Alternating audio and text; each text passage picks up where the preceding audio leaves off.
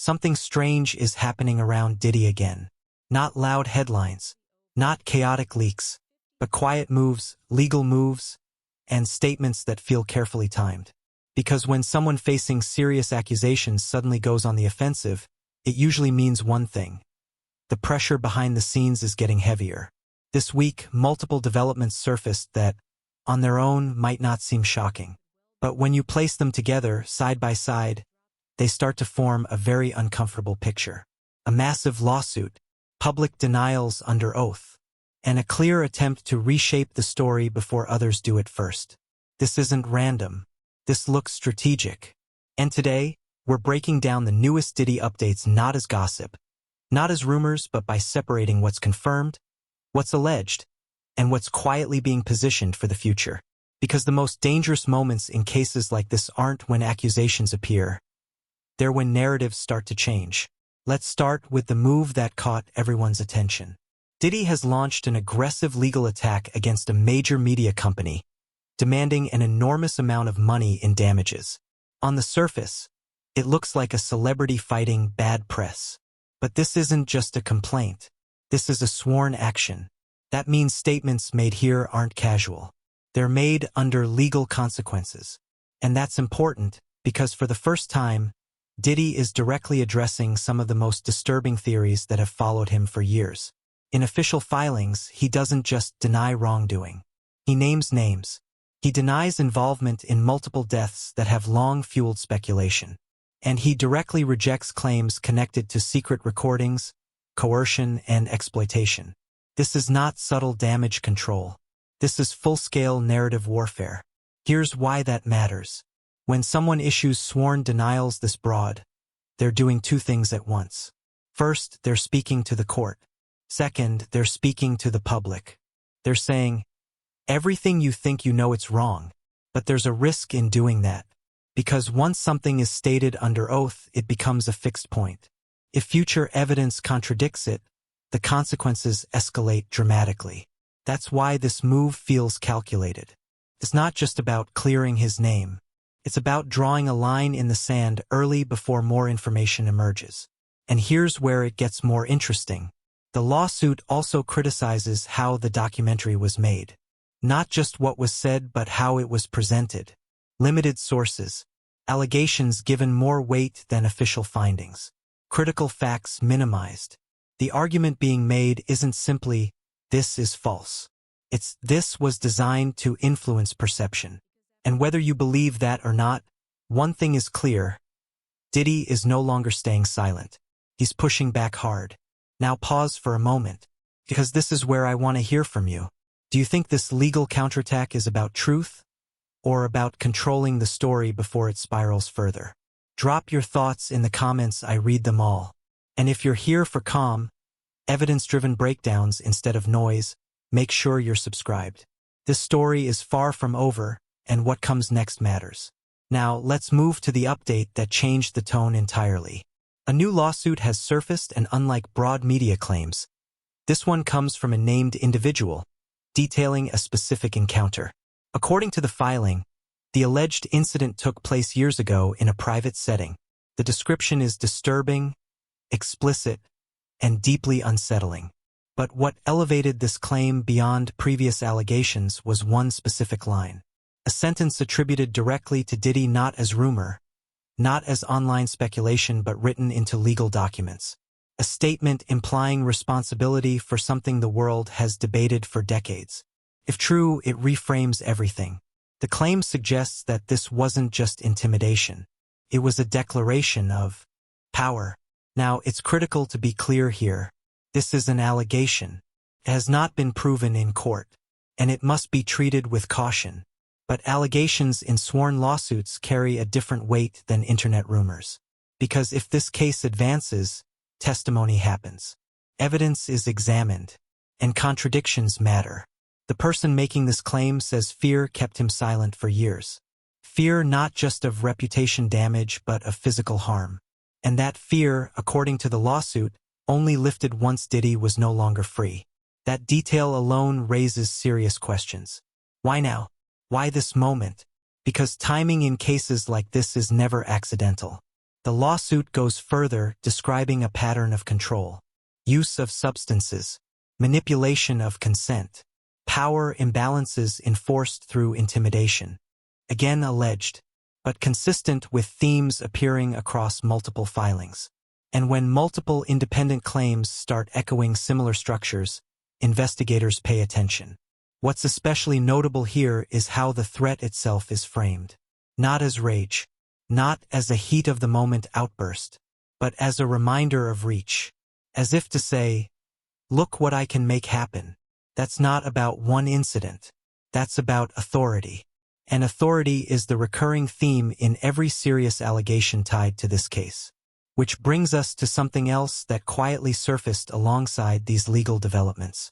Patterns, connections, and systems that don't operate in isolation. But before we go there, we need to slow down. Because understanding what's happening now requires recognizing something important. Not every shocking claim is equal. Not every accusation carries the same weight.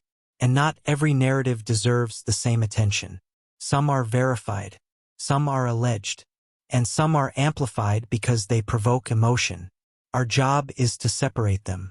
And that's exactly what we'll continue doing step by step as this picture becomes clearer. Because the deeper you look, the harder it becomes to believe this is just about one person. And that's where this story truly begins. Once you start looking at these cases together instead of individually, a pattern begins to emerge. Not chaos, not randomness, structure.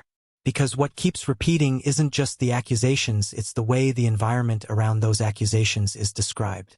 Private spaces, invitations that come through intermediaries, unspoken rules that everyone inside seems to understand, and consequences for those who don't. In multiple accounts, different people describe being introduced through the same type of system. Not casual social circles, not spontaneous meetings, but organized access. Third parties acting as buffers.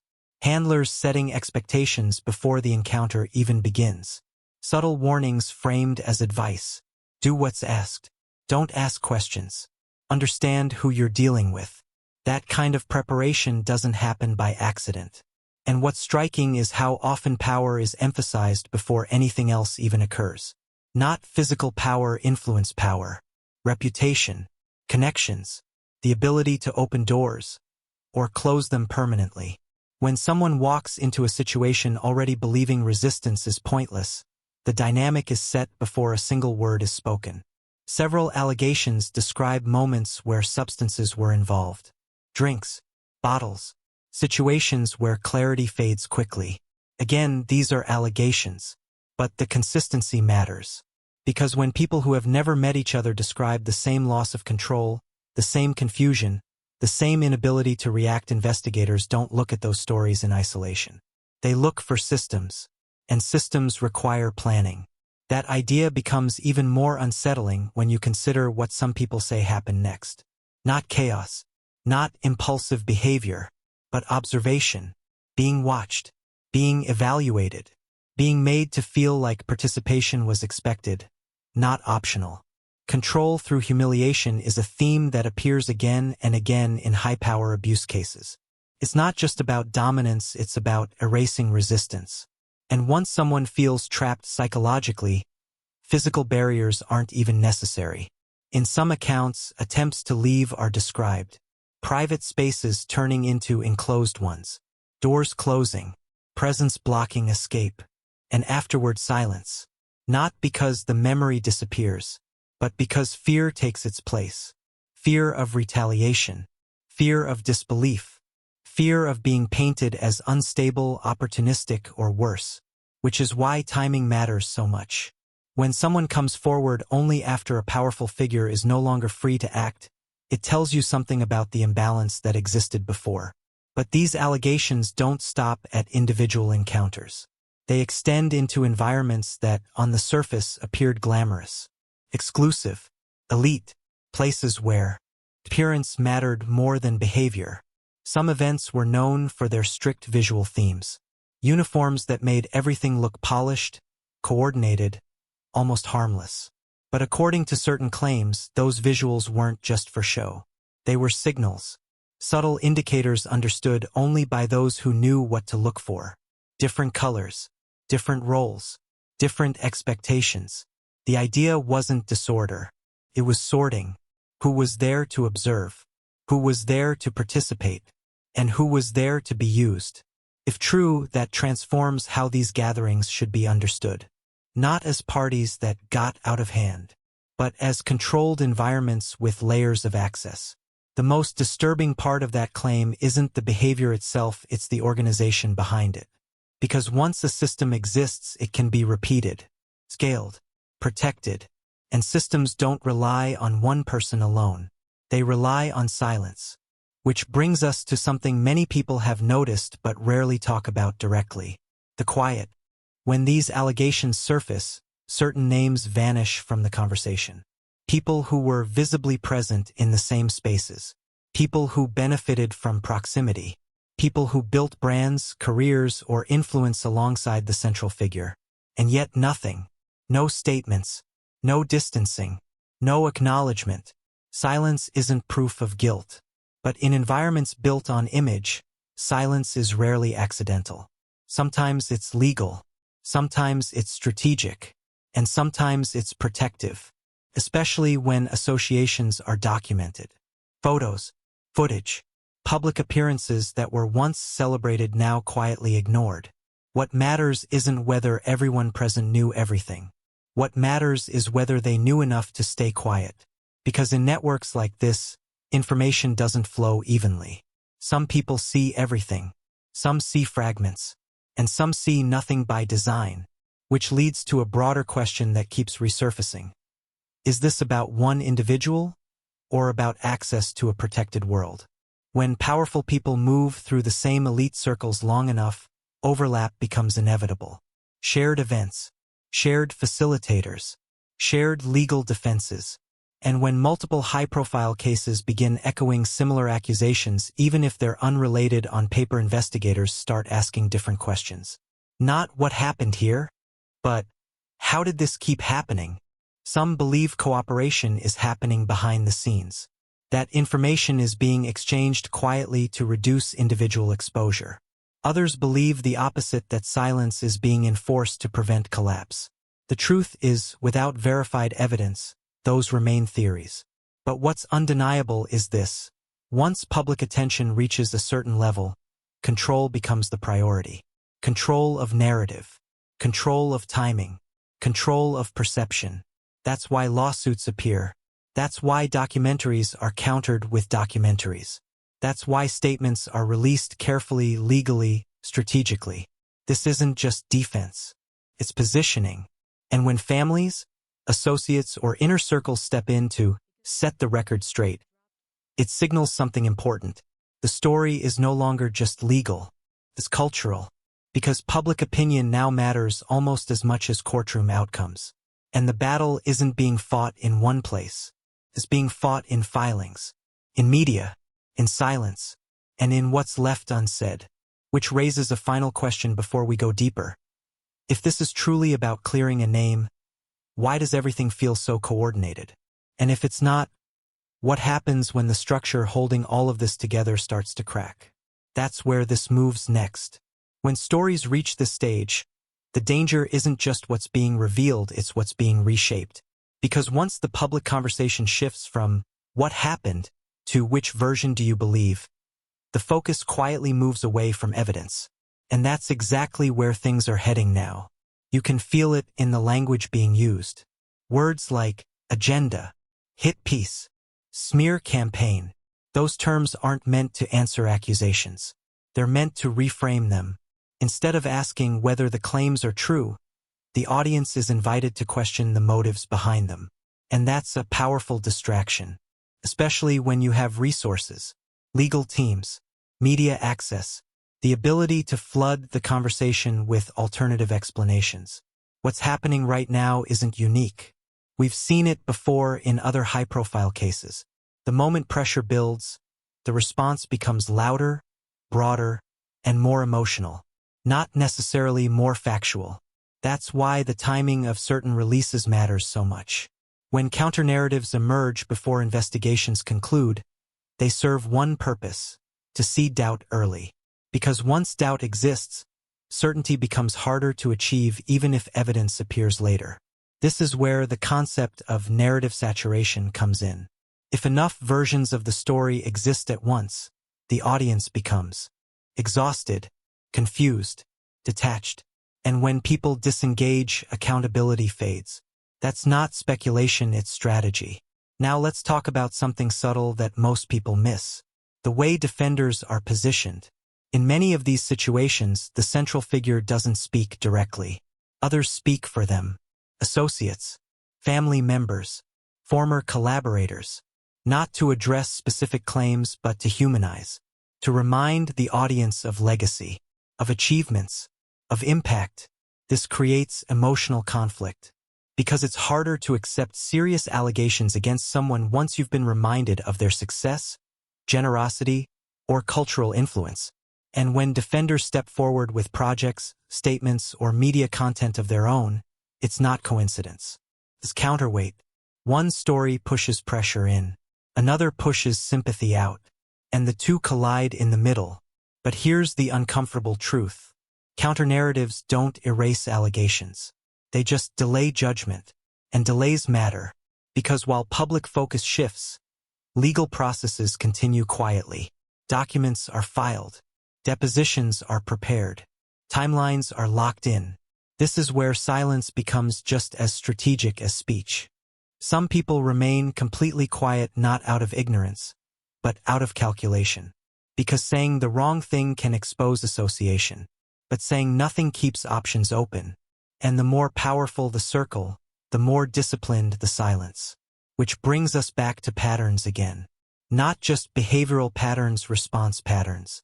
Accusation, denial, reframe, redirect, repeat. Each step designed to slow momentum. But momentum doesn't disappear, it builds underground. And that's when unexpected details resurface. Old footage, archived interviews, moments that once seemed harmless but now carry different weight. Not because the footage changed, but because context did. When environments are re-examined through new allegations, even casual moments feel different. Jokes land differently. Comments sound heavier. Access feels more intentional. And suddenly, people start asking questions they never asked before. Who was always present? Who controlled access? Who decided who belonged in which space? Those questions don't accuse, they investigate. And investigation is what ultimately matters. Because regardless of how loud the counter-narratives get, the core issue remains unresolved. What actually happened? And more importantly, how long did it happen without challenge? Some believe everything will collapse once a single case reaches trial. Others believe settlements will quietly close doors before that happens. Both outcomes are possible, but neither changes the broader impact. Because even without verdicts, public awareness has already shifted. Certain behaviors that were once excused as industry culture are now being questioned. Power dynamics that were normalized are being examined. And silence is no longer invisible. This is why this moment matters more than previous ones. Not because it's louder, but because it's more focused. Less rumor, more documentation, less shock, more structure. And that structure is what makes this difficult to contain. Because once systems are exposed, removing one person doesn't fix the problem. The system adapts, or it collapses, which raises the question that no one wants to answer yet. If this isn't just about one individual, how many others are quietly watching this unfold, hoping the spotlight never turns? And what happens if it does? That's where this story reaches its most critical point. Because the final phase of cases like this isn't accusation. It's consequence. And those consequences don't always look the way people expect. They come slowly, legally, irreversibly. And once they arrive, there's no documentary, no lawsuit, no narrative that can undo them. All that's left is the record. And that record is still being written. At this stage, the question is no longer whether the situation is serious. That answer is already clear. The real question now is how it ends. Because when power, reputation, and legal pressure collide at this level, outcomes don't arrive suddenly.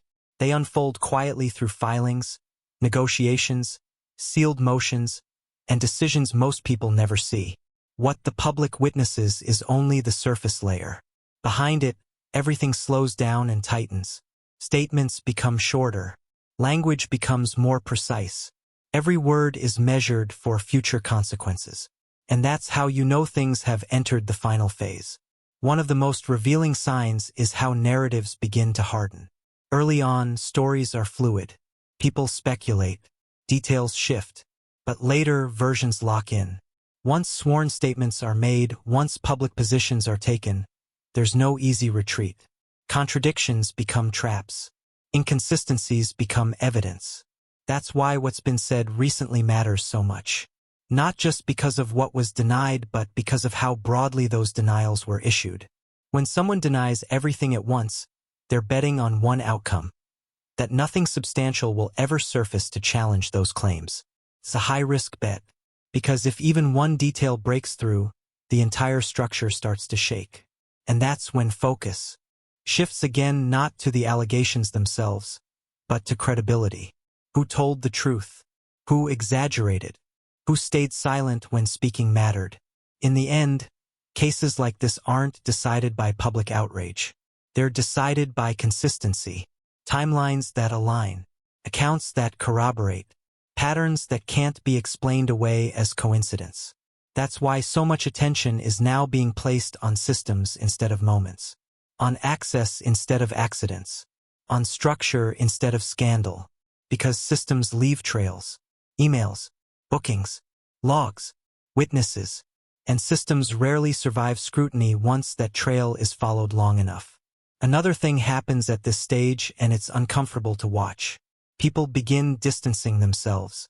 Not publicly, quietly. Phone calls stop. Invitations disappear. Associations fade without explanation. It's not dramatic. It's cautious, because no one wants to be the next connection examined. And that quiet retreat often says more than statements ever could. What makes this moment different from earlier controversies is that the attention hasn't moved on. Usually, outrage burns fast and fades faster. A new headline replaces the old one. But this time, the conversation keeps returning not because of shock, but because of accumulation. Each update adds weight. Each filing adds context. Each silence adds suspicion. And together, they form something much harder to ignore. This is how accountability actually begins. Not with a single explosive revelation, but with a slow narrowing of options. Eventually, there are only 3 paths left. Fight everything publicly and legally. Attempt quiet resolution behind closed doors. Or allow time to decide what the truth couldn't. No matter which path is chosen, the outcome changes more than one life. Because once the illusion of untouchability breaks, it doesn't fully return. Reputations don't reset. History doesn't rewind. And cultural memory is long. What people will remember isn't every detail. It won't be every claim or counterclaim. They'll remember the pattern. Who spoke? Who stayed silent? Who tried to control the story instead of confronting it? And that memory shapes everything that comes after. Which brings us to the most important point of all. This story isn't over because the legal process hasn't finished. It's not over because more information will surface one way or another. And it's not over because once systems are questioned publicly, they don't disappear quietly. They're examined, they're challenged, and sometimes they're dismantled. Whether that happens here remains to be seen. But what's already happened can't be undone. The narrative has shifted. The spotlight has widened, and the margin for error has disappeared. From here on, every move matters. Every word, every silence, every attempt to redirect attention. Because the final judgment won't come from headlines. It will come from records. And records don't forget. If you've made it this far, you already understand why this case matters beyond one name. So before you go, let me ask you one last thing. Do you think this ends with accountability? Or with quiet closure that leaves bigger questions unanswered? Let me know what you think in the comments. And if you want to stay ahead of stories like this without noise, without exaggeration, make sure you're subscribed. Because the most important developments rarely arrive loudly. They arrive when everyone thinks the story is fading. And that's exactly when you need to be paying attention.